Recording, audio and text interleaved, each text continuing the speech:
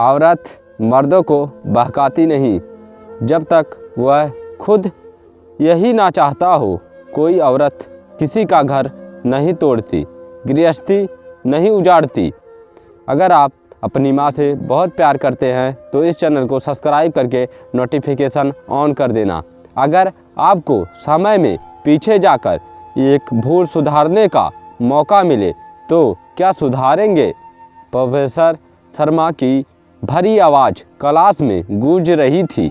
चलिए आज सब इसी पर बोलेंगे। एक एक करके शुरू हो जाइए। मेरी शादी नहीं करेगी सर, इस बकवास आदमी से तो बिल्कुल ना।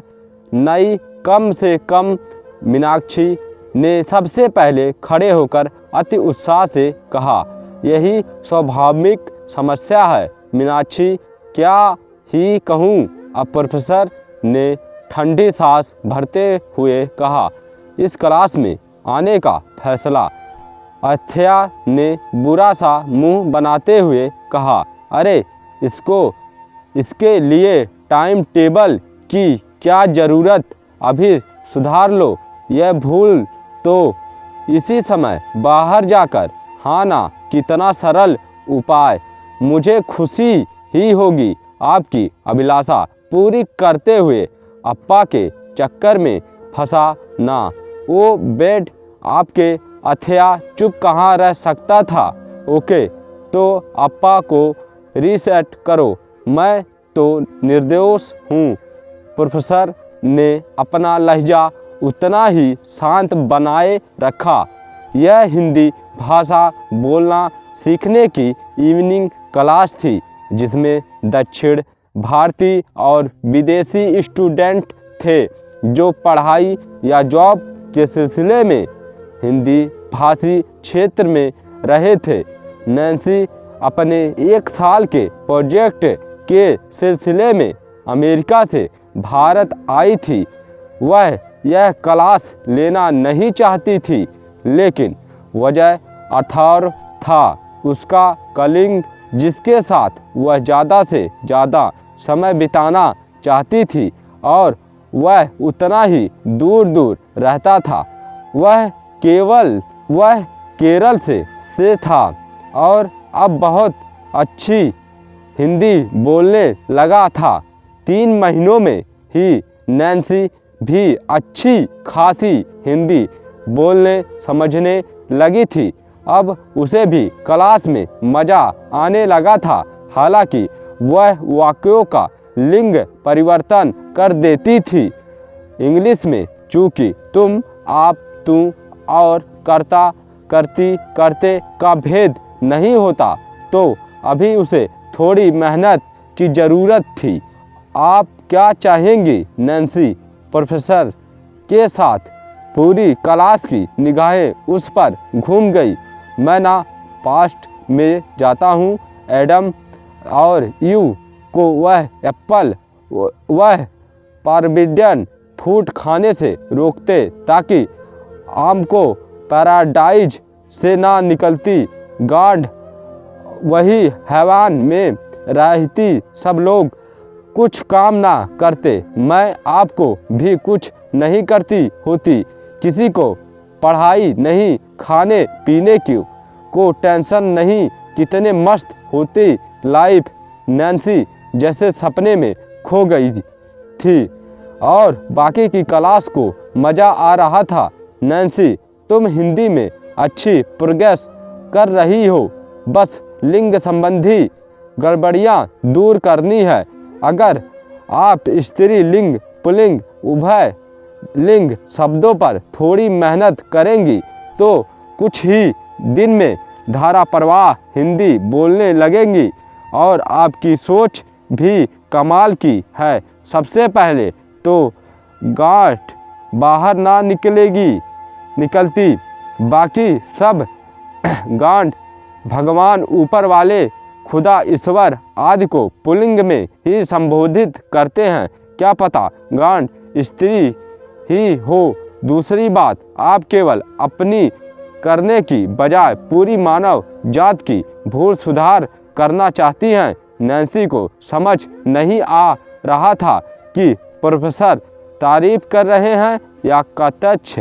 उनका लहजा तो हमेशा ही शांत और धीर गंभीर रहता था। कौन सी भूल और कैसे सुधारा? अर्थात अपनी सीट से खड़ा हो गया था। क्या आपको नहीं लगता किसी सांप, अजगर या शैतान ने यूं को नहीं बहकाया था? वह उसी की अंतरात्मा थी, उसी के मन की आवाज़, उसी की सोचने समझने और निर्णय लेने की क्षमता, जिसने ठुकरा दिया स्वर्ग का ऐसो आराम, क्योंकि उसे नहीं जीना था दासी बनकर किसी की रोबोट जैसी जिंदगी। स्त्री सबसे पहले अपनी इच्छा का सम्मान और चुनाव की आज़ादी ही चाहेगी, फिर कितने ही स्वर्ग उसके आगे रख दो। अपनी मर्जी से अपना नर्क भोगना वह ज़्यादा पसंद करेगी। हम जैसे कई तथाकथित प्रिविलेज्ड लोग हैं जिन्हें कोविड काल लॉकडाउन में सब कुछ सहज उपलब्ध था। कितनी बड़ी संख्या थी उनकी जिनको खाना, सोना, टीवी, कुछ काम नहीं करना या मन मर्जी से वर्क फ्रॉम होम सब कुछ अवेलेबल था। वे लोग भी क्यों एक टाइम के बाद बाहर निकलने, काम पर जाने, घूमने फिरने को तड़प उठे? बच्चे स्कूल कॉलेज जाने को बेचैन होने लगे।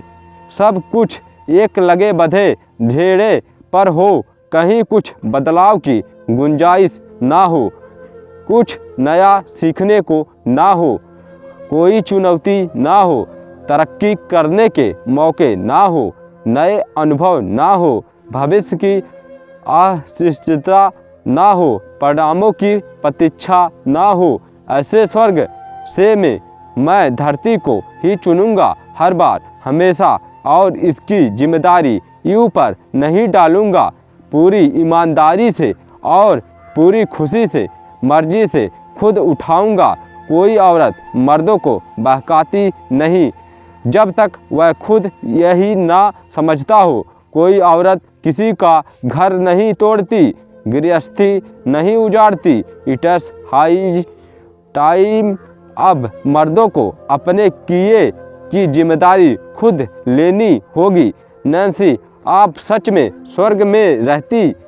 अर्थात अब सीधा नैन्सी को देखकर बोलने लगा और वह एकदम से सकपका गई थी।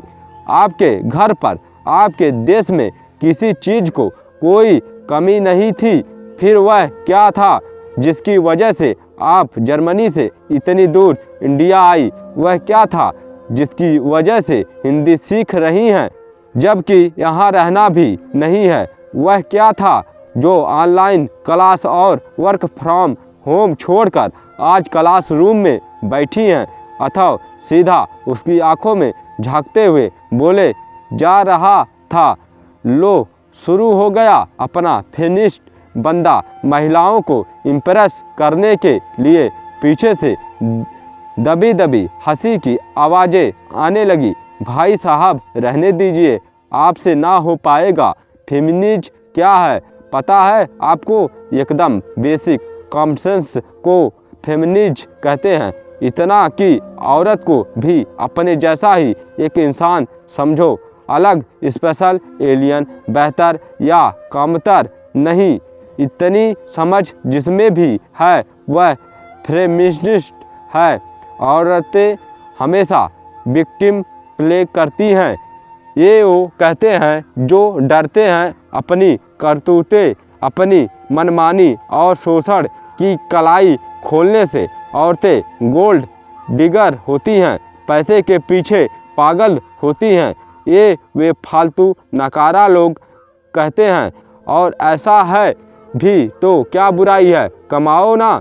और यह सब कहने भर से औरत इम्प्रेस हो जाती तो शायद शर्मासर भाषा की बजाय हाउ टू इम्प्रेस वीमेन की क्लासेस ले रहे होते। इम्प्रेस करना नहीं होता, खुद में वह बात होनी चाहिए।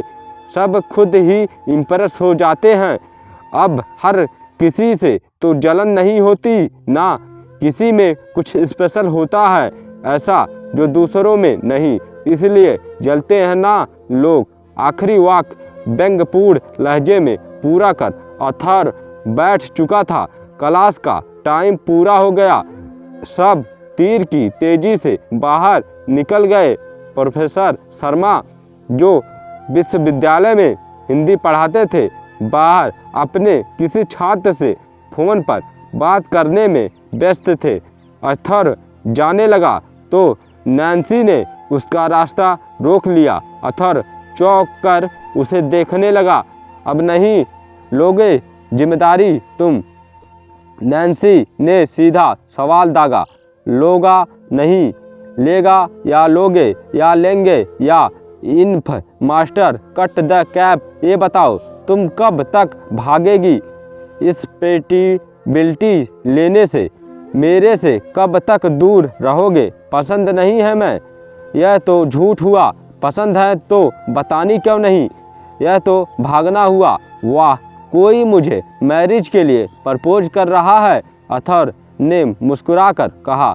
तो इंग्लिश इन क्लासरूम प्यारोर, हिंदी अनोली। ओके, तो मेरा जन्मसिद्ध अधिकार तुमने छीन लिया। ये लड़के का हक है कि वह लड़की को अप्रोच करे, प्रपोज मतलब कि प्रण निवेदन करे। लेकिन ठीक ही किया। हक जताना आता भी नहीं ना मुझे, पटा है। अतएव यार, एक तो तुमने मेरे वैदिक नाम को रेशियम बना मारा है।